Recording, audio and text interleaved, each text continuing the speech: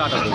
આજ રોજ તારીખ 21/3/2025 અને શુક્રવારના રોજ ભરૂચને આવેલી દહેજ ભરૂચ રેલવે લાઇનની ઉપર જંબુસર બાયપાસ ચોકડી પાસે આવેલી ફાટક 5 નંબરની જે ફાટક છે એ તમે જુઓ છો કે અહીંયા 3 દિવસ માટે ભરૂચ રેલવે વહીવટીતંત્રએ બંધ કરેલી છે। અહીંયા સમારકામ ચાલે છે, પરંતુ અમને અવરાણતના કારણે અમે કોઈપણ પ્રકારના આજુબાજુના વિસ્તારોમાં બોર્ડ ના માર્યા, ભયંકર ટ્રાફિક થઈ રહેલો છે।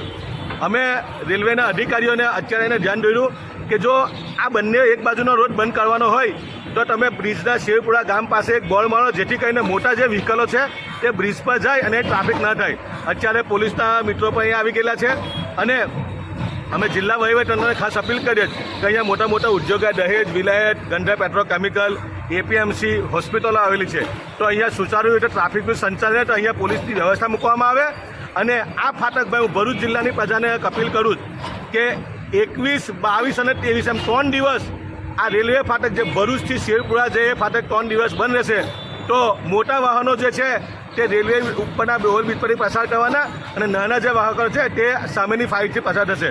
હું જિલ્લા વહીવટીતંત્રને અપીલ કરું કે અહીંયા સુચારુ સંચાલન થાય અને રેલવેના અધિકારીઓ તાત્કાલિક આ સમારકામ પૂર્ણ કરી આ વિસ્તારની પ્રજાને આ ટ્રાફિકમાંથી છુટકારો આપી અમારી માંગ છે।